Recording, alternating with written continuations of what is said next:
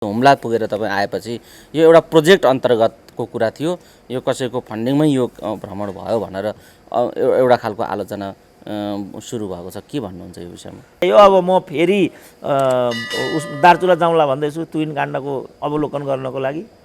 यो लड्ने लडाकुको बाउले पाउँछ, त्यो घाइते पाङ्गले पाउँछ। त्यहाँ हाम्रो मुलुक बिस्तारै एउटा रणनीतिक अखडा हुन खोजे जस्तो म देख्दैछु।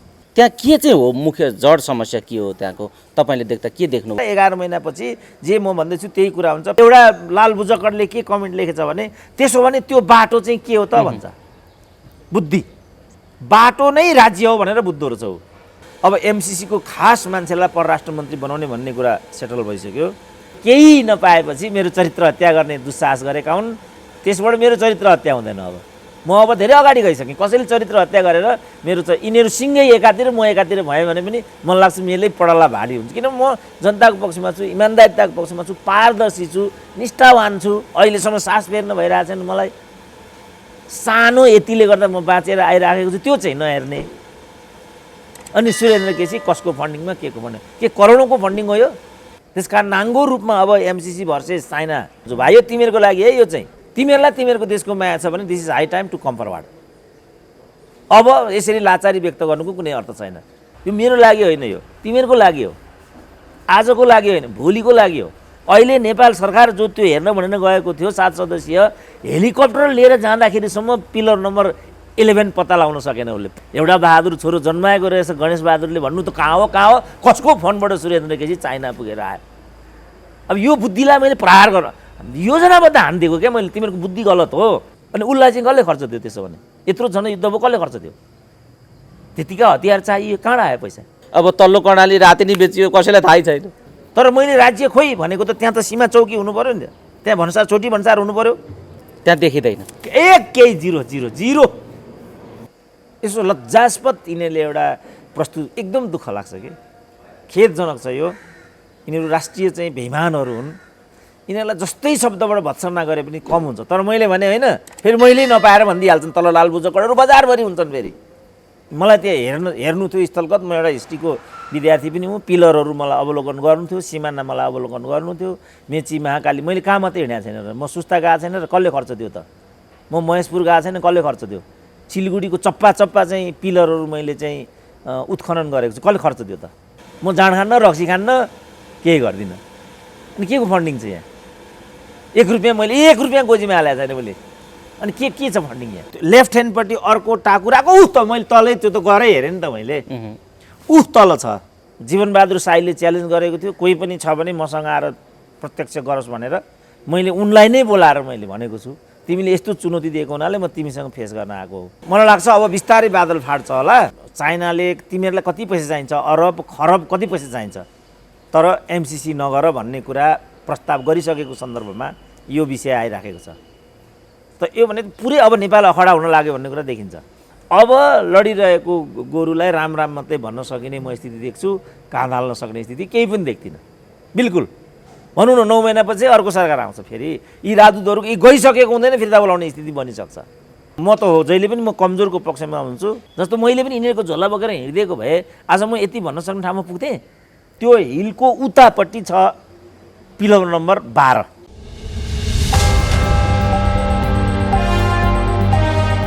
डाक्टर साहब स्वागत छ। ल हस्, धन्यवाद। सरकारले 10 जना राजदूत फिर्ता बोलायो।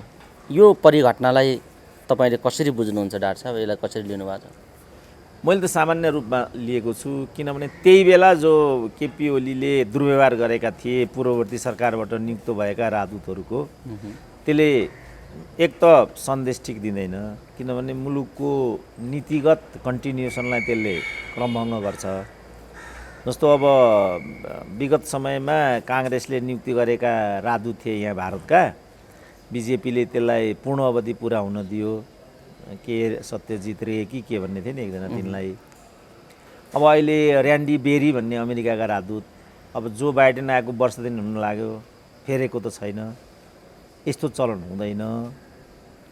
विश्वव्यापी रूपमा नै त्यसले नराम्रो एउटा डिस्कन्टिन्युसन अफ गभर्मेन्ट्स पोलिसी हुन्छ। त्यो भएकोले त्यस्तो गर्नु हुँदैन भन्ने एउटा अभ्यासहरू पनि विचारणीय हुन्छन्। अब लीलामणिको हकमा चाहिँ 6 महिना मात्रै बाँकी थियो। चाइनाको राजदूतको रूपमा, यो नगर।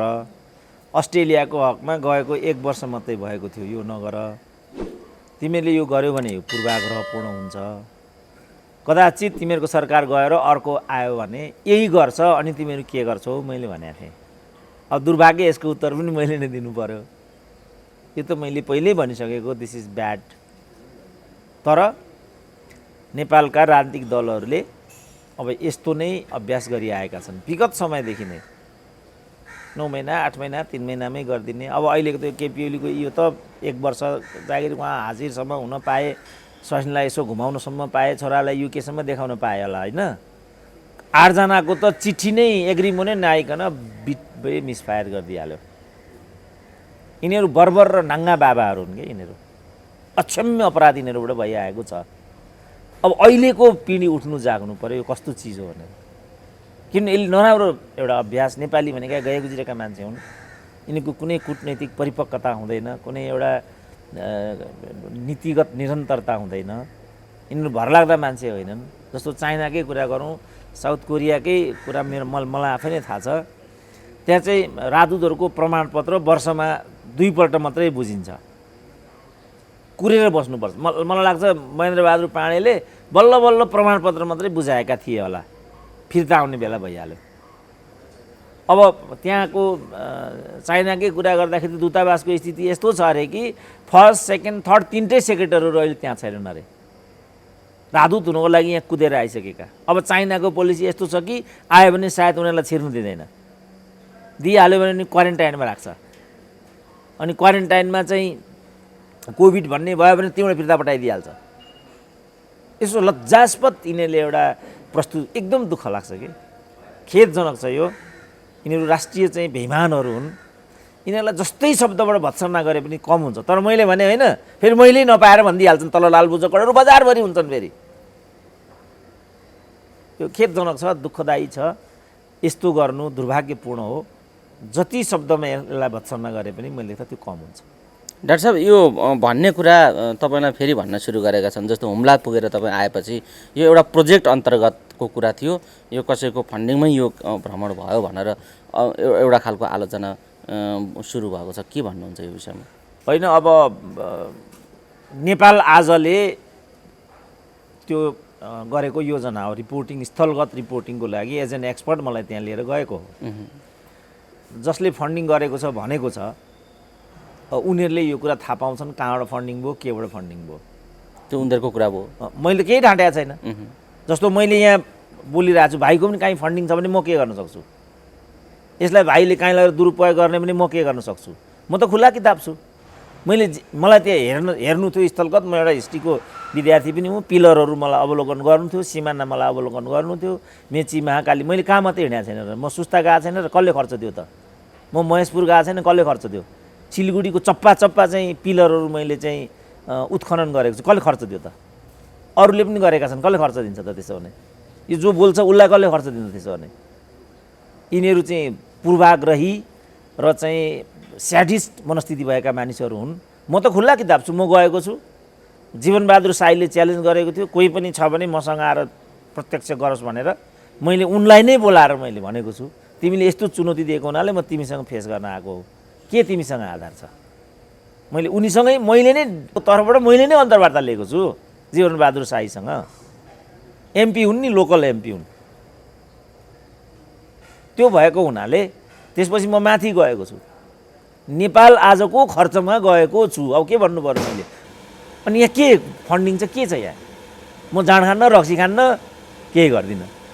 अनि के को फन्डिङ छ यहाँ? 1 रुपियाँ मैले 1 रुपियाँ गोजीमा हालेको छैन मैले। अनि के छ फन्डिङ यहाँ? अनि उनीहरू चाहिँ के फन्डिङबाट देश विदेश गर्छन् त? एमसिसीमा कति लेनदेन भएको छ? एमसिसी भनेर उनीहरू किन मरि हत्या गर्छन्? होइन, स्याडिस परपीडकहरू हुन् यिनीहरू। यिनीहरूले केही नपाएपछि मेरो चरित्र हत्या गर्ने दुस्साहस गरेका हुन्। त्यसबाट मेरो चरित्र हत्या हुँदैन। अब धेरै अगाडि गइसकेँ। कसैले चरित्र हत्या गरेर मेरो यिनीहरू सिँगै एकातिर म एकातिर भयो भने पनि मलाई लाग्छ मेरै पडला भारी हुन्छ। किन म जनताको पक्षमा छु, इमान्दारिताको पक्षमा छु, पारदर्शी छु, निष्ठावान छु। अहिलेसम्म सास फेर्न भइरहेको छैन मलाई। सानो यतिले गर्दा म बाँचेर आइराखेको छु, त्यो चाहिँ नहेर्ने। अनि सुरेन्द्र केसी कसको फन्डिङमा के को फन्डिङ, के करोडौँको फन्डिङ हो यो? यसमा लाखौँ रुपियाँको फन्डिङ छ। यस्ता खालको अभिव्यक्ति पनि दिइराखेका छन्। त्यसकारण दिनेलाई त अभिव्यक्ति दिनेहरूलाई रोक्न सकिएन, तर पनि यस्तो खालको अभिव्यक्ति पनि आइराखेको छ भन्ने हिसाबले डाक्टर साहबले यसलाई कसरी क्लियर गर्नुहुन्छ भन्ने हिसाबले मैले यो जिज्ञासा राखेको थिएँ। यो विषयलाई छोडेर डाक्टर साहब, राजनीतिमा जुन खालको परिवेश तयार भएको छ, सरकारले पूर्णता पाउनुपर्ने कुरा रोकिएको छ, राजदूत फिर्ता बोलाउने कुरा हतार हतार भएको छ। अब यी यस्ता कुराहरू बढ्दै जाँदा अहिलेसम्म सरकारले पूर्णता पाउने, पूर्णता दिने कुरामा चाहिँ गठबन्धन लागेको छैन। तर गठबन्धन हाम्रो निर्वाचनसम्म रहिरहन्छ भनेर माधवजी भनिराख्नु भएको छ। यो गठबन्धन पनि राखिराख्ने, सरकार पनि पूर्णता नहुने, यो कस्तो खालको खेल हो? यसलाई कसरी चिरफार गर्न सकिन्छ? अब यो त अदालती कुरा भन्ने छ होइन। अदालतमा यिनीहरूको आधिकारिकता, अब सायद अब अदालतले पनि यिनीहरूको क्लिन चिट दिइहाल्छ। अब यिनीहरूको मुख्य भनेको एमसिसी थियो।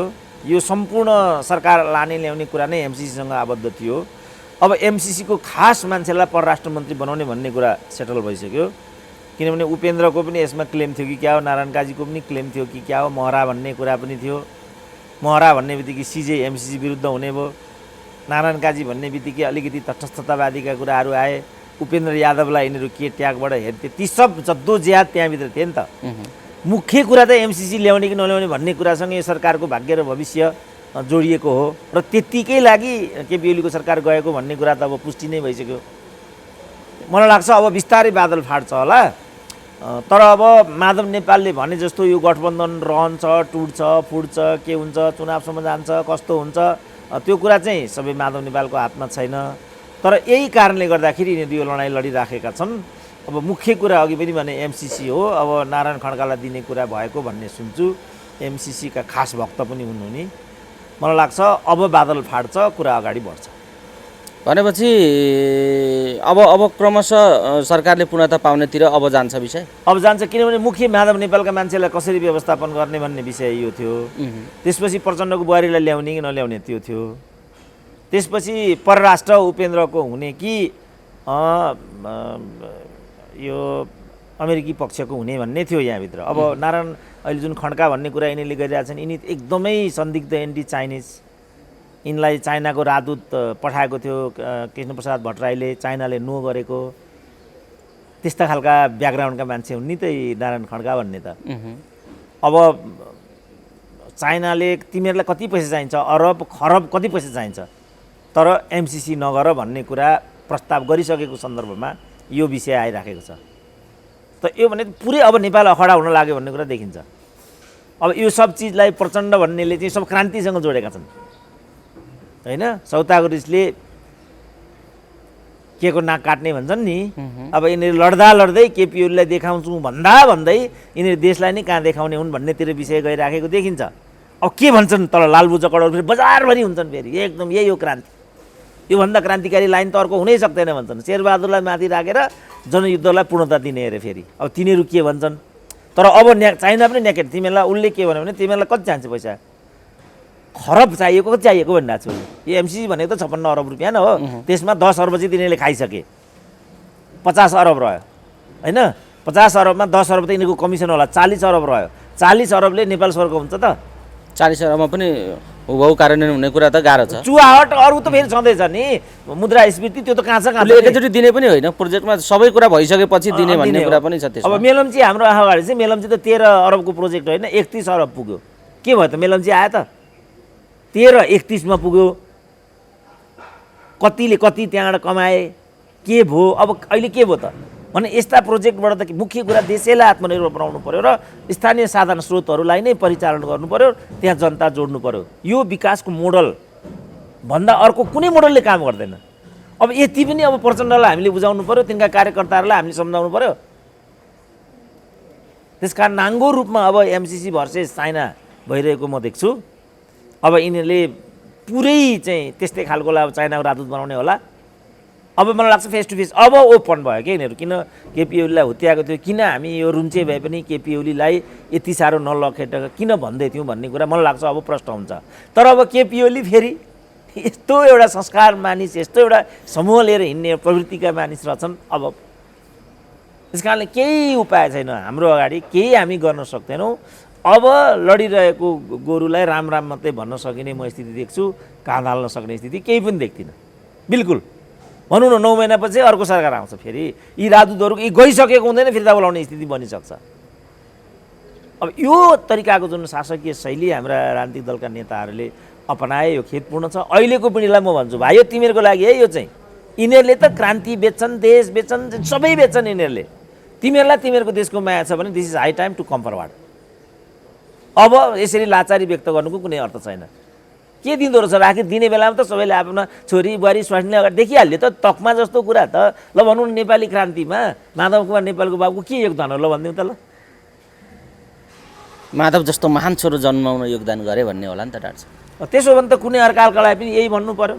केपी ओली पो कहाँ कुलङ्गार भएर ज्योतिषी बाबु उनलाई पनि दिए भएको त। त्यसो भने बरु ज्योतिषी भने धर्मसँग धेरै सम्बन्धित छ, आयुर्वेदिक गर्छन्, धामी गर्छन्, जनताको सेवा पनि गरिरहेको छ। त्यो छ बरु।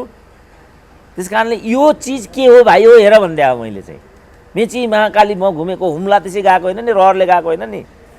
5000 भनेको कति नेपाली 5000 हाइटमा पुगेका छन् भनौँ त। 5000 हाइटमा चढ्न सक्छ मान्छे? चढेर देखाउनु त एकचोटि। 5000 भनेको 3000 हो सगरमाथा।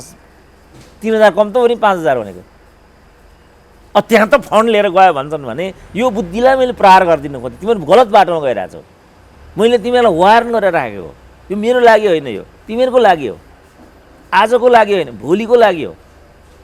कस्तो विडम्बना छ। म एउटा इतिहासको विद्यार्थी, 37 वर्ष युनिभर्सिटी पढाएँ, पिलर नम्बर 12 मैले देखाएको छैन।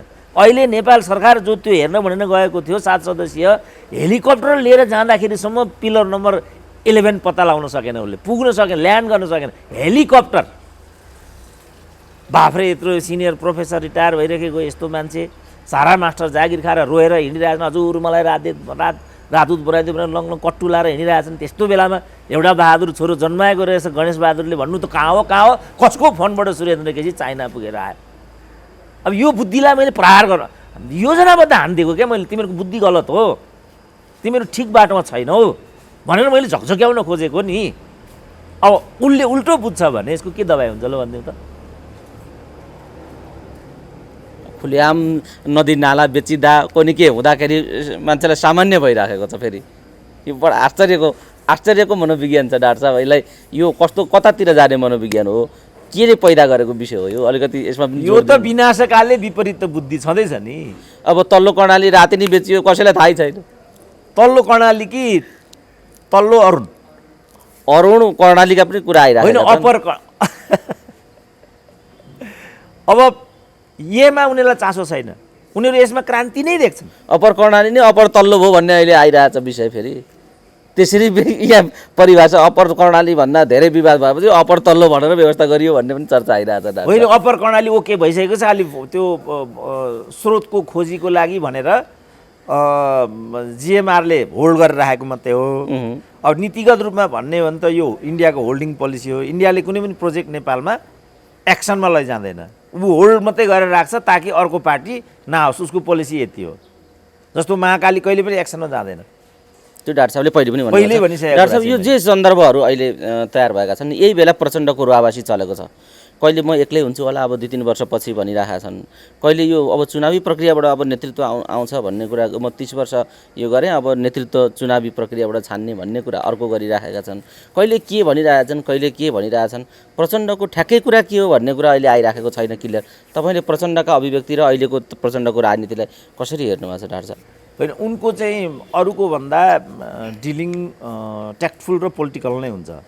उनको चाहिँ यो खुबी छ। तर ट्याक्टिसवाला पात्र हुन् नि त प्रचण्डजी त। उनको त्यो चाहिँ जस्तो भनौँ केपी ओलीको जति गर्दा पनि उनको प्रस्तुति पोलिटिकल हुँदैन, इम्पोलिटिकल र टेक्निकल हुन्छ।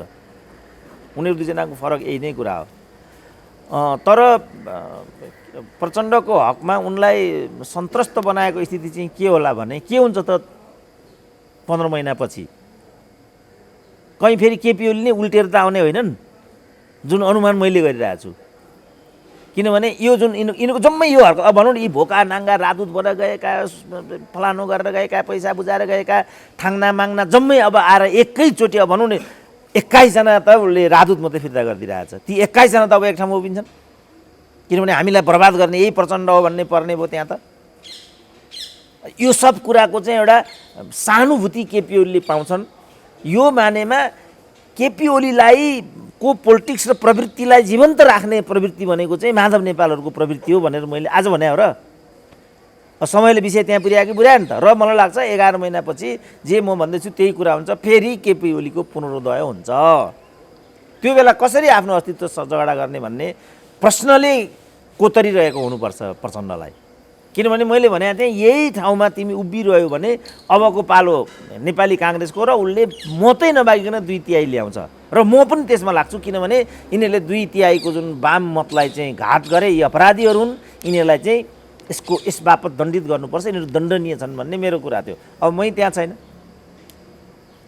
नेपाली काङ्ग्रेस यस बापत दण्डित हुन्छ र हुनुपर्छ भन्नेमा म अहिले छु। परिस्थिति बदलियो। अब त्यता गइगयो। अब भनौँ अब सब आज बिहान पनि मलाई एउटाले भनिरहेको छ, डाक्टर साहब तपाईँ केपी ओली प्रति सहानुभूति हो भनेर सोधेँ एउटाले। किन? म त हो, जहिले पनि म कमजोरको पक्षमा हुन्छु।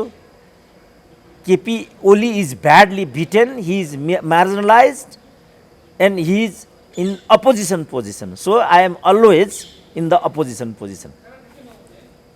अब उनीहरूले मलाई केपी ओलीको दलाल भनिदिइहाल्छन्। जस्तो माओवादी जनयुद्ध लडिरहेको थियो, यिनीहरू त कुटी सिध्याउनुपर्छ भन्थे नि। खबरदार, उनीहरू राजनीतिक हुन्, उनीहरूलाई राजनीतिक तरिकाले टेकल गर्नुपर्छ भन्ने त मै थिएँ नि। त्यति बेला मैलाई माओवादी भन्थे। त्यसपछि काङ्ग्रेस हार्यो, अब म काङ्ग्रेस भएँ भने सुरेन्द्र केसी काङ्ग्रेसमा बस्यो भन्थे फेरि यिनीहरूले।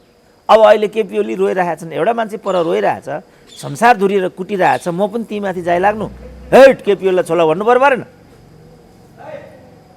यो हो मेरो चाहिँ लाइन। कमजोरलाई बचाउनुपर्छ भन्ने मेरो लाइन हो। चाहे त्यो मुलुक होस्, चाहे त्यो समुदाय होस्। खबरदार चेपाङलाई, जनजातिलाई, मधेसीलाई, दलितलाई भन्छु नि म। महिला फेरि मधेसी विरोधी भनिदिन्छन् फेरि। यसको त केही उपाय छैन नि। म त जहिले पनि मार्जिनलाइजको पक्षमा छु। त्यस कारण मेरो लाइन चाहिँ यो हो। अब मैले बुझाउन सकिनँ भने प्रयास गर्दैछु। त्यसकारण हाम्रा विचारहरू, हामी जनतासँग छौँ, न्यायको पक्षमा छौँ, सामाजिक न्यायको पक्षमा छौँ, देशको पक्षमा छौँ भन्ने कुरा मलाई लाग्छ अब कसैले रोकेर रोकिँदैन। र त्यतातिरको अभियान हो मेरो। हुम्ला पुगे पनि मेरो कुरा त्यही हो। अब म फेरि दार्चुला जाउँला भन्दैछु तुइन काण्डको अवलोकन गर्नको लागि। फेरि के भन्ने हुन्? यो कालापानी लिपुलेकतिर जाने चाहिँ सोच बनाउनु भएको छैन डाक्टर साहब? होइन, अब जानु पऱ्यो नि। अब त्यो एउटा मात्रै बाँकी छ मलाई, कालापानी एउटा मात्रै बाँकी छ। ढिलो चाँडो कालापानी पनि पुगिन्छ। त त्यो गर्दैमा त्यसलाई चाहिँ कसैले फन्ड गर्यो, कसैले फलानु गर्यो, आफूले कति एमसिसीमा कति पैसा खाएको छ, टनकपुर कसरी भयो, महाकालीमा कसले कति पैसा खायो, त्यतातिर हेर्न। एउटा सुरेन्द्र केसी हुम्ला गएर आउँदैमा अनि पैसा कहाँबाट के हुन्छ, यहाँ कसले लगानी गर्छ, त्यसमा कति लगानी गर्छ? त्यस कारण केही नबुझिकन चाहिँ हुइयाँमा हिँड्ने जुन पद्धति नेपाली जनमानसमा छ, मलाई एकदम मैले जनताको मैले भने आम जनताले सीमा मिचिएको छ भनेका छन्। आम जनताको कुरा यही छ। प्रशासन बोल्न सक्दैन, उसको बाध्यता त्यही हो। म त्यहाँ गएँ, उनीहरूले त एउटाको अस्ति मैले भन्न बिर्सेछु, एउटा त त्यहाँको के भन्दा म त्यत्रो बाटो मैले हिँडेँ, कहीँ एउटा डोजर पनि छैन, कहीँ एउटा मर्मत पनि छैन, केही छैन। के भन्छ मान्छे? डाक्टर साहब सिडिओ साहबलाई एउटा भनिदिनु पऱ्यो, नगरपालिका अगाडिपट्टि एउटा डोजर छ, हजुरले भनिदिनु भयो भने पक्का हुन्छ, त्यो डोजर यहाँ बिचमा ल्याएर राखिदिन भन्नु न। मैले सिडिओलाई जस्ताको जस्तै भनिदिएँ यो कुरा। सिडिओ साहब तपाईँले एउटा चाहिँ डोजर व्यवस्था, मैले देख्दाखेरि पनि त्यो सही कुरा छ, डोजर यहाँ पडिरहेको छ र लगेर राखिदिनुपर्छ पऱ्यो बिचमा, कहिले यता कहिले उता हिँड्छ। प्युठानमा यही थियो, मोहन विक्रम सिंहसँग म गएको थिएँ 5 वर्ष अगाडि। म प्युठान पनि गएँ नि त मोहन विक्रम सिंहसँग, त्यति बेला त केही भनेन नि त। अनि 7 दिन बसेँ त मोहन विक्रमको घरमा भान्सा खाएर, काम गरेर आएँ। त्यहाँ रिसर्च गर्दैछन् मोहन विक्रम बड्डा बिचरा। अनि खोइ त त्यति बेलाको हल्ला आएन त केही पनि। उनीहरूको सेवा गर्दाखेरि चाहिँ केही पनि हल्ला नआउने, अनि कुनै अर्कोसँग जाने बित्तिकै चाहिँ सोल्ड भइहाल्ने, यो प्रवृत्ति नै गलत छ। नेपालले एकदम हामीले चाहिँ आफ्नो चिन्तन प्रणालीमा अब क्रमभङ्गता ल्याउनुपर्छ। के गर्यौँ हामीले, किन गर्यौँ, जनयुद्ध लड्यौँ, के भयो, आफ्नो नेतालाई माथि पठायौँ, के गर्यो, हामी लड्यौँ कसरी, हामी वञ्चित भयौँ, आफूलाई हेर्ने हो क्या फर्केर। अब जस्तो मैले पनि यिनीहरूको झोला बोकेर हिँडिदिएको भए आज म यति भन्न सक्ने ठाउँमा पुग्थेँ। झोला बोकेको बोके, नमस्ते गरेको गरे, हात जोडेको जोडे, त्यही एउटा आरआर क्याम्पसको सहायक क्याम्पस हुन्थ्यो, यही नहुन्थ्यो। भिसी बनाउने बेलामा त राष्ट्रपतिको भान्जो भन्छन्, राजदूत बनाउने बेलामा त प्रचण्डको भतिजो भन्छन्, मन्त्री बनाउने बेलामा त प्रचण्डकी बुहारी भन्छन्, तकमा दिने बेलामा त माधव नेपालको बाबु भन्छन्। हामीले पाउँछौँ। यो लड्ने लडाकुको बाउले पाउँछ, त्यो घाइते पाङ्गलले पाउँछ त्यहाँ? अझै पनि कुरा बुझ्दैन क्या यो। हो त्यो आवाज मैले दिएको छु बाबुको छोरो भएको हुनाले। यी ल्याङ्ग्राले त्यो बोल्न सक्छन्? बोलेर देखाउनु त एकचोटि। त्यत्रो आवाज दिने मान्छेलाई त ओहो भन्नु त कता हो कता, कसले खर्च दियो? अनि उसलाई चाहिँ कसले खर्च दियो? त्यसो भने यत्रो जनयुद्ध भयो, कसले खर्च दियो? त्यतिका हतियार चाहियो, कहाँ आयो पैसा? माओवादी जनयुद्ध भन्छ, भारतमा बसेर नेपालमा जनयुद्ध गर्छ। माओवादीलाई, इन्डियन माओवादीलाई यहाँ बसेर भारतको विरुद्धमा जनयुद्ध गर्न दिन्छन्? हुन्छ त्यस्तो? त्यो कसले गरायो? त्यहाँ चाहिँ छैन। हुम्ला गरायो, कसले खर्च दियो? कसले खर्च दियो हुम्ला गरायो? त्यसमा तेरो जनयुद्धको खर्च कसले दियो? कि भन्नु पऱ्यो ब्याङ्क लुटेर गरेको हामीले? त्यो ब्याङ्क लुट्नु कस्तो हो त्यसो भने? अहिले प्रश्न उठाएर आएछन् नि त। यस्तो होइन। सत्य के हो भनेदेखि पारदर्शिता पूर्ण तरिकाले भएको कुरामा यस खालको सन्देह गर्नु उचित हुँदैन। डाक्टर साहब, जस्तो त्यहाँका जनताले आउजाउ गर्न नपाएको, कडाउ भएको र सँगसँगै सीमामा हस्तक्षेप भएको भन्ने खालको जुन अभिव्यक्ति तपाईँसँग राखे, तर नाङ्गो आँखाले हेर्दा मिचिएको देखिँदैन भन्ने खालको तपाईँले धारणा राख्नुभयो। यो अलिकति जस्तो त्यहाँ के चाहिँ हो मुख्य जड समस्या के हो त्यहाँको तपाईँले देख्दा के देख्नुभयो बताइदिनुहोस् त। जड समस्या के भने हाम्रो राज्यको त्यहाँ उपस्थिति छैन एउटा जड समस्या। हाम्रो सरकारको चाहिँ एउटा अनुगमन नीति छैन, होइन? नम्बर 3, जुन परम्परागत रूपमा चाहिँ सिमाना वारी र सिमाना पारी जाने चरीचरणका, अस्ति मैले कुरा गरेँ नि, चरीचरणका जुन सुविधाहरू विगत समयदेखि भइआए, अहिले चाइनाले त्यसलाई पूर्णतः रोकिदियो। हरेक उसको सेक्युरिटीका कुराले पनि त्यो स्वाभाविक भयो। एकदम पूर्ण अन्तर्राष्ट्रिय कानुन अनुसार चाहिँ ऊ आफू। यति मात्रै होइन, नेपाली जनताले राम्रो सुने हुन्छ, मैले त्यही बेला भनेको थिएँ, भूकम्प आउने बित्तिकै जुन तातोपानी भन्सार रोक्यो, अब चाइनाले तातोपानी भन्सार कहिले पनि खोल्दैन भनेको थिएँ मैले। किनभने नेपालीहरूको व्यवहार सन्देहास्पद छ र उनीहरू कमजोर मानसिकताका छन्। सानो स्वार्थको लागि म एकचोटि कहाँ पुगेको थिएँ? बेल्जियम पुगिरहेको थिएँ। एउटा नेपालीले के भन्यो भने, डाक्टर साहब हामी त यहाँ आयौँ, हाम्रा छोराछोरी यहाँ ल्याउन सकिएन भनेर उनीहरूले भने। तिमीलाई छोराछोरी ल्याउन के आफ्नो छोराछोरी पनि ल्याउन पाइँदैन भन्दा त मेरो एउटा समस्या के समस्या भन्दा उनीहरू त भुटानी शरणार्थीको डकुमेन्ट बनाएर हत्याएर त्यहाँ पुगेका छन्। केही गरी मिल्दो रहेछ त्यो। छोराछोरी यहीँ उमेर जाने भयो, बाबुआमा त्यहीँ उमेर जाने भयो। अब यहाँ नेपालीले के गरे भने, जस्तो अमेरिका जाने पनि धेरैले चाहिँ भुटानीले नेपाली नागरिकता लिएर बसेका छन् यहाँ, अनि यी नेपालीले भुटानी नागरिकता लिएर अमेरिका पुगेका छन्। अब चाइनालाई त झलझली नेपालीको यो चरित्र थाहा छ। जस्तो कम्युनिस्ट कन्ट्री जस्तो नर्थ कोरिया भनौँ न, नर्थ कोरियाबाट बाहिर जाने कुरा कल्पना पनि गर्न सकिँदैन। अब यहाँ त कोही पनि जान्छ, कोही पनि आउँछ। नेपालीहरूको यो छ, कैयौँ त्यहाँ गएको पनि, कैयौँको सम्पत्ति पारिकाको वारी पनि भन्ने छ। अनि त्यो सबमा त उसले त एकदमै कडाइ गरिदियो नि त। त्यसकारण उसले चाहिँ त्यो सिमानालाई एकदम बलियो, यति बलियो कि कल्पना गर्न सकिँदैन। त्यो केही गरी पारी पुग्यो भने त अस्ति मैले भने नि उपाय छैन। त मैले नाङ्गो आँखाले भनेको चाहिँ के भने, अब मैले भने नि जब लास्टमा पुर्यायो, नोमेन्सतिर पुर्यायो भनौँ न, नोमेन्स ल्यान्डतिर पुर्याएर ड्राइभरले रोकिदियो, अब यहाँ जान दिँदैन, तपाईँहरू ओर्लेर आफ्नो जे गर्नुपर्ने गर्नु भनिसकेपछि राइट ह्यान्डपट्टि एउटा हिल रहेछ, त्यो हिलको उतापट्टि छ पिलर नम्बर 12। त्यो हिलको उतापट्टि अब संरचना बनाएको छ। त्यो लेफ्ट ह्यान्डपट्टि अर्को टाकुराको त मैले तलै त्यो त गरै हेरेँ नि त मैले, तल छ त्यो संरचना चाहिँ। अब त्यो संरचनालाई नै बोर्डर पिलर त यहाँ छ नि त, फेरि गर्दा कमसेकम 1 किलोमिटर पर यो संरचना बनेको छ। त्यो संरचना नै पिलर भन्दा 1 किलोमिटर उता चाइनापट्टि त्यो संरचना बनेको छ। नाङ्गो आँखा मैले भनेको चाहिँ त्यो। अब स्थानीय जनताको भनाइ चाहिँ के छ भने, जहाँ अहिले संरचना बनाएको छ त्यो संरचना चाहिँ क्वारेन्टाइन हो, तिमीहरूको लागि बनाइदिएको र तिमीहरूका वस्तु राख्नको लागि यो क्वारेन्टाइन बनाइदिएको हुनाले हामी त्यहाँसम्म आफ्नो वस्तु लिन जान पाउँथ्यौँ हिजो, त्यसकारण यो हाम्रो थियो, अहिले त्यहाँ जानबाट वञ्चित गर्यो, त्यसकारण हस्ते भयो भन्ने कुरा आयो। नाङ्गो आँखाले मैले भनेको चाहिँ यो।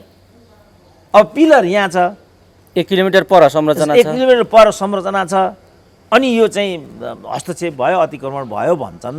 अन्त कहाँ केबाट मिल्यो त? नाङ्गो आँखा भनेको मैले जस्तो पिलर त्यहाँ छ र त्यो पिलर कहिलेकाहीँ यसरी एङ्गल चाहिँ यस्तो यस्तो पनि त बोर्डर गएको हुनसक्छ नि त। नाङ्गो आँखाले चाहिँ मैले त्यो ठ्याक्कै के हो त्यो त प्राविधिकले मात्रै भन्छन् नि त। अब अहिले चाहिँ नेपाल सरकारको कमिटी गएको छ, त्यसले के त्यसबाट चाहिँ एउटा निष्कर्ष लिएर आउँछ। हामीले त राज्यको भोइस बोल्नु पऱ्यो नि त, आधिकारिक भोइस। अब त्यति बेलासम्मको चाहिँ भोइस जुन मैले अहिले बोल्दैछु त्यही हो, किनभने केपिओलीको सरकारले यहाँ हस्तक्षेप भएको छैन भनेको छ। यही हो नेपाल सरकारको पोजिसन। सुशील कोइरालाको गभर्मेन्टको पालामा पनि यही कुरा भएको छ भन्ने छ। हाम्रो पोजिसन त यही हो। अब कमिटी जान्छ, अब कमिटी गइसकेपछि होइन यो चाहिँ उल्लङ्घन भएको हो, चाइनाले सिमाना मिचेको हो भन्ने निष्कर्ष निकाल्यो भने हामी मिचेको भनिदिन्छौँ।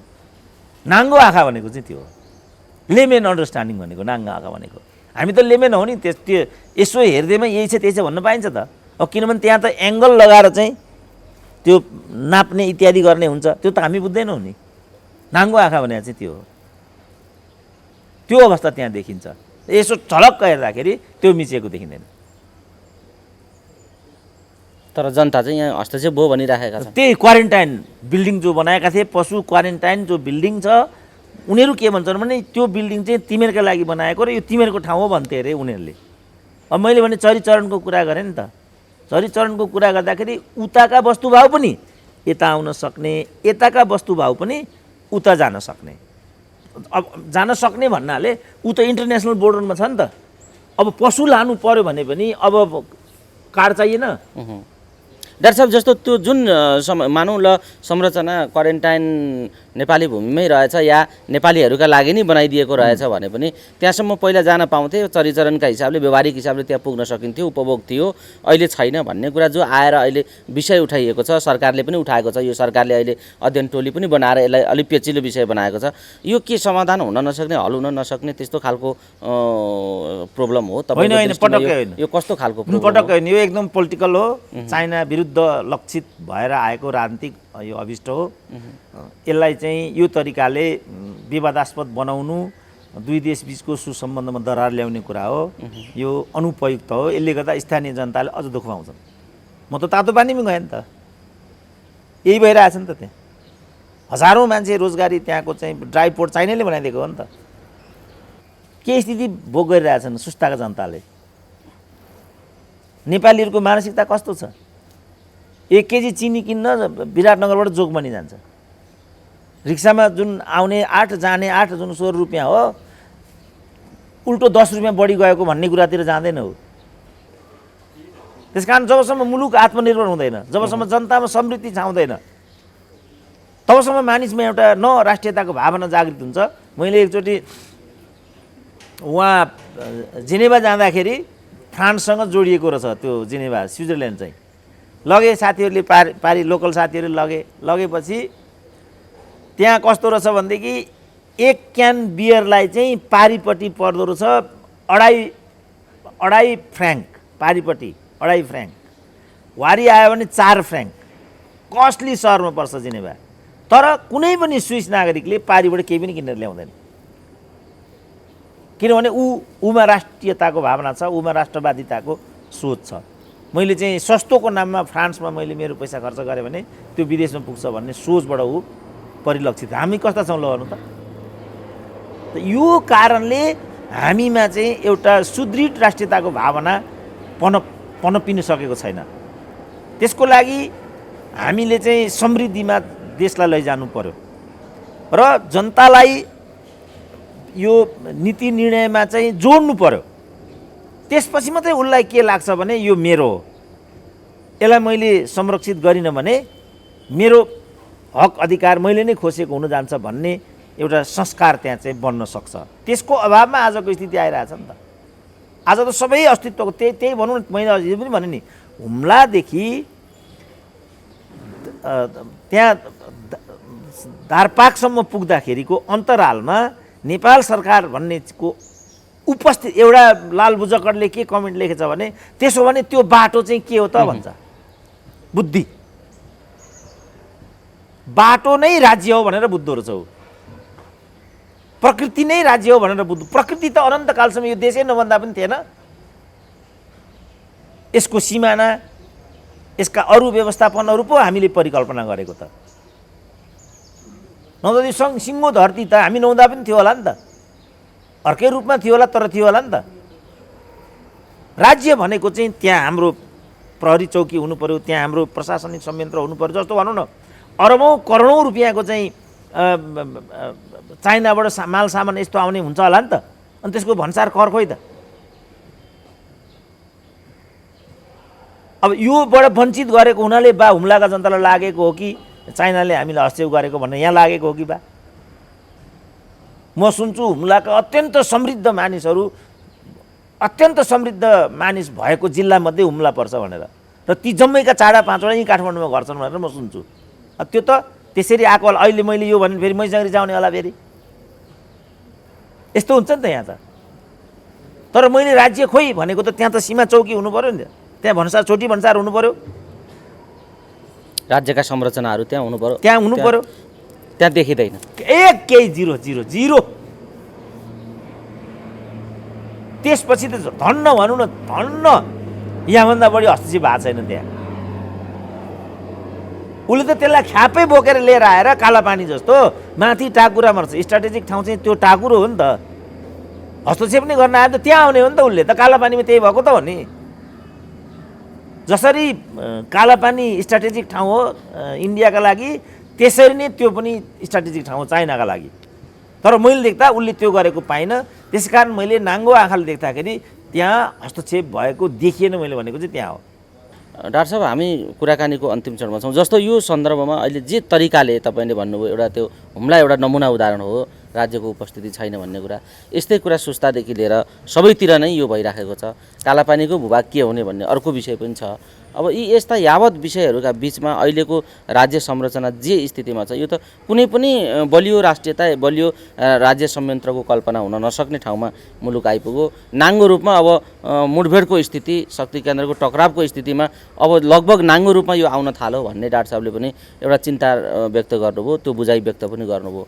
अब यसको निदान या यसको समाधानको पाटो के हो र यो कसरी अब अगाडि जान सक्छ, यो देश अब कसरी अगाडि पाइला चाल्न सक्छ भन्ने एउटा प्रश्न छ। के भन्नुहुन्छ? उनीहरूको चाहिँ अस्थिरता नै नेपालमा बरकरार राख्ने जुन पुरानो दुराशय हो, त्यो दुराशय हावी भएको रूपमा मैले यसलाई बुझेको छु। किनभने हामीले यो अस्थिरतालाई ठुलो एउटा चुनौती मानेर वामपन्थीलाई 2/3को ठाउँमा पुर्याएका हौँ र उनीहरूले कथित पार्टी एकता पनि गरे।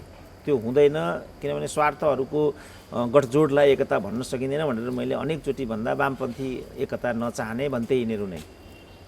अब अहिले देखिहाले के कुरा भयो भनेर र कहाँ गएर उनीहरूले घाँटी जोडिराखेका छन् भन्ने कुरा पनि अब नाङ्गो भइसक्यो। र अन्तर्राष्ट्रिय शक्तिले नेपालमा कहिल्यै स्थायित्व र स्थिरता आउन नदिने राजनीति फेरि सफल बनाए। त्यसको एउटा कडीको रूपमा यी घटनाहरू आइराखेका छन् र सायद अब स्थायित्व अझ टाढा हुन्छ कि भन्ने नै देखिन्छ। किनभने अब आउने निर्वाचनमा काङ्ग्रेसले पनि हामी एक्का भनेको छ, माओवादीले पनि हामी एक्का भनेको छ, ओलीले त भन्ने नै भए। अब माधव कुमार नेपालको प्रतिवेदन मैले त हेरेको छैन, तर उनले चाहिँ मुख्य दुश्मन एमाले भनेका छन् अरे। भनेपछि कम्युनिस्टको बिचमा त्रिकोणात्मक सङ्घर्ष हुने भयो यहाँ। अब माधव नेपाल, केपी ओली, प्रचण्ड भनेपछि यिनीहरू नै लडालड गरेर चाहिँ अब उत्पन्न होना विनष्ट होना भन्थ्यो एउटा पत्रकारले उहिले। त्यो खालको एउटा यो यदुवंशीय जुन एउटा आत्मघाती जुन लडाइँ हो, त्यसको पुनरावृत्ति हुने र त्यसैको लागि यति गरेको भन्ने कुरा प्रष्टै देखिन्छ। किनभने रको चिफ बालुवाटार छिरेपछिको तरङ्ग नै हो यो। एउटा हदसम्म उनीहरूले केपी ओलीलाई नै हतियार बनाए कि अब माधव नेपाललाई लगाएर यो गरेको हो कि केपी ओलीलाई लगाएर यो गरेको, त्यो चाहिँ इतिहासले मात्रै हेर्न सक्छ, हामी अहिले नै भन्न सक्दैनौँ। तर एउटा कुरा सत्य के भने आखिरी स्थायित्व र समृद्धिको एउटा भरपर्दो आधारलाई त यिनीहरूले तोडे नि त। अब यसको दोष कसलाई दिने त? खालि केपी ओलीलाई मात्रै दिने, प्रचण्डलाई दिने, माधव नेपाललाई दिने, शेरबहादुरलाई दिने, कसलाई दिने त? मुख्य कुरा त हाम्रो जुन एउटा स्थायित्वको जुन सङ्केत देखा परेको थियो यो 72 को संविधान नै कहिले कार्यान्वयन हुन सक्दैन, किनभने यसले कहिले पनि उचित बहुमत पाउन सक्दैन भन्थे यहाँका मान्छेहरू। तर त्यो त नेपाली जनताले सम्भव बनाइदिए। अब यसलाई भाँडेको नेपाली जनताले हो कि यिनीहरूले हो त? को हुन् त यी भान्नेहरू? यी भणुवालाई नङ्ग्याउनु पर्ने हो कि होइन त हामीले? यसमा केपी ओलीको कति दोष हो, माधव नेपालको कति दोष हो, प्रचण्डको कति दोष हो? जनमतको जो अपमान नेपाली काङ्ग्रेसले गरिराखेको छ यस बापत नेपाली काङ्ग्रेस दण्डित हुनुपर्छ कि पर्दैन? अब दण्डभागी को हो त यहाँ? हामीलाई एक हुन नदिने, हामीलाई स्थायित्वको बाटोमा नपठाउने, हाम्रा कल कारखाना बन्द गर्ने, हामीलाई गरिबीमा चाहिँ धसाइराख्ने को हो त? को हुन् तिनीहरू? अब चिन्हित गर्नु परेन? यो के कारणले यस्तो भइरहेछ? यसमा विचार छ, सिद्धान्त छ, दर्शन छ, क्रान्ति छ, देश छ, जनता छ, के छ यसमा? को हो यो सब गराउने? को हो त? यीलाई अग्रभागमा ल्याएर नाङ्गेझार बनाउनु पर्ने आजको मुख्य दायित्व यो भन्छु म। के कारणले यस्तो हुन्छ त? जब सरकार विस्तारमै 3 महिना भइसक्यो, यो दोष पनि केपी ओलीलाई दिने हो? आफ्नै पार्टीलाई विभाजित गरेर आजको स्थिति चाहिँ उत्पन्न गराइयो। के यही क्रान्ति हो? यस्तै हुन्छ लोकतन्त्र? यो के हो त? यो धैर्य गर्नुपर्छ कि पर्दैन? पार्टीको महाधिवेशन पर्खिनुपर्छ कि पर्दैन? अर्को निर्वाचन कुर्नुपर्छ कि पर्दैन? योबाट जुन कि अनन्तको श्रृङ्खला आइलाग्नेवाला छ, यस बापत भोलि हामीले कोपित हुनु पर्यो भने यसको जवाफदेहिता कसको टाउकामा हालिदिने? जस्तो अमेरिकाको र म ट्रम्पको कुरा गर्छु नि, ट्रम्पलाई त कस्तो मजाले चाहिँ उनीहरू किनारा लगाइदिए त। हामी कहाँ त जुन विधि अवलम्बन गऱ्यौँ के यही प्रजातान्त्रिक पद्धति हो? शेरबहादुरलाई शासन चलाउने जनादेश हो? उनी त लोकतन्त्र भन्छन् त। यस्तै हुन्छ लोकतन्त्रमा? भनेपछि यो लोकतन्त्र हो रहेछ त? सही लोकतन्त्र के हो भनेर हामीले प्रश्न उठाउनु पर्यो कि परेन? खालि चाहिँ अर्कालाई निषेध गरेर पदको लडाइँ लड्ने, तेरो मेरो गर्ने, त्यस्तै हुन्छ लोकतन्त्र? त्यसो भने त किन हामीलाई चाहिँ लोकतन्त्र चाहियो त? जहाँ चाहिँ योग्यता क्रम हुँदैन, जहाँ पारदर्शिता हुँदैन, जहाँ जवाबदेहिता हुँदैन, त्यस्तो लोकतन्त्र हामीलाई किन चाहियो त? त्यसको लागि शहीदहरू त्यत्रो त्याग गरेका हुन्, त्यसको लागि जनयुद्ध लडिएको हो। यसबाट जनयुद्धका भावनाहरू चाहिँ सफलीभूत हुन्छन्। शेरबहादुरले जनयुद्धलाई साकार बनाइदिन्छन्, यही हो बुझाइ? प्रचण्डको त त्यही हो जस्तो देखिन्छ अहिले आएर हेर्दा। सहकार्य गठबन्धन काम गराएको गतिविधि हेर्दा त त्यहाँ पुगेको देखिन्छ नि त डाक्टर साहब। जाँदा जाँदै के भन्नुहुन्छ डाक्टर साहब? अरू छुटेको केही? त्यसकारण म के भन्न चाहन्छु भने अब हामीले अलिकति आलोचनात्मक सोच र चेतबाट जवाफदेहितापूर्ण तरिकाले जनतालाई चाहिँ केन्द्रबिन्दुमा राखेर, देशलाई केन्द्रमा राखेर, कहीँ हामी विदेशीहरूको अखडा त बन्न गइराखेका छैनौँ।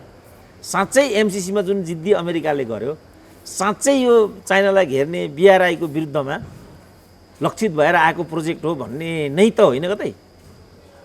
यो गर्दा कहीँ हाम्रो मुलुक चाहिँ भोलि एउटा रणनीतिक अखडा त बन्दैन? रामशरण महतले त नेपाली जनतालाई कुकुरलाई घिउ नपचेको भनेका छन्। यस्तै हो त कुरा? रामशरण महतलाई फेरि चुनाव जित्नु रहेनछ नुवाकोटबाट? खुब पढे लेखेको भन्छन् त, यस्तै हुँदो रहेछन् पढे लेखेका? यहाँ त हाम्रो डिग्रीमाथि प्रश्न उठाउँछन् मान्छेहरू। उनका मालिक त फेरि यस्ता रहेछन्। सबले आलोचनात्मक सोचबाट अगाडि आउनु पर्यो र सबैले चाहिँ जवाफदेही हुनु पर्यो। एकले अर्काको भावनालाई ठिकसँग हामीले सुनिदिनु पर्यो र त्यसबाट निष्कर्षमा आउने एउटा संश्लेषित एउटा मनोभावना, एउटा विधि, त्यो पनि हामीले अवलम्बन गर्नु पर्यो। होइन भने हामीले अझ दुःख पाउने खतरामा बढेर गएको देख्दैछु। जस्तो भनौँ न, अब चाइनाले त कोभिड क्लियर नहुँदासम्म सिमाना कुनै हालत खोल्दै खोल्दैन, क्लियर कुरा हो। उसलाई त्यो बाहना भयो। हाम्रो जुन जस्तो मैले भनौँ, मैले अचम्मै देखेँ क्या, मैले यत्रो अधिराज्यमा कति ठाउँमा गइयो, हुम्ला मात्रै यस्तो ठाउँ रहेछ जहाँ चाहिँ प्रहरीले 3 पुस्ते माग्दो रहेछ प्रवेश गर्ने बेला। 3 पुस्ते, कति परिवार छन्, बाबु बाजे आम जम्मै। आउँदाखेरि त के भन्यो भने तपाईँको नागरिकता पनि दिनुहोस् भन्छ।